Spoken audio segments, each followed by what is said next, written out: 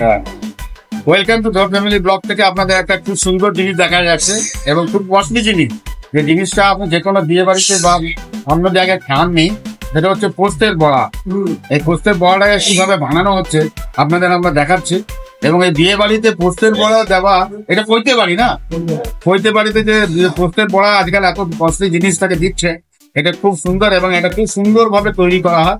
তো আপনাকে দেখাচ্ছি এই কারিগরকে কিভাবে বানাচ্ছে এটাকে। হ্যাঁ দাদা, এটা কি পুরো পোস্ত নাকি? পুরো পোস্ত।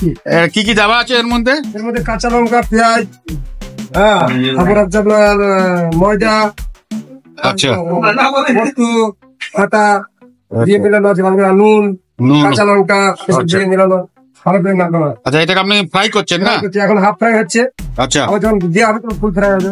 আপনার নাম কি? রঞ্জিত। আচ্ছা, রঞ্জিত, ইনি খুব ভালো নাম করা কারিগর। তো দেখুন বানাচ্ছে পোস্তের বড়া।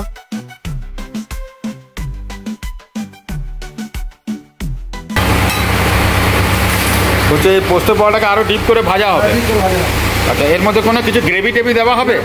ড্রাই থাকবে, পুরো ড্রাই? আচ্ছা,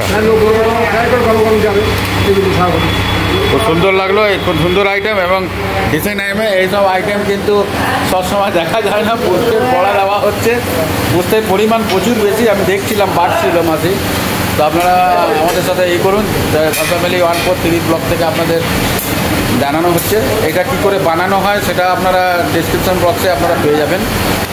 আর আমাদের ভিডিওগুলো দেখবেন, তাতে বোঝা যাবে কী কী দেওয়া হচ্ছে।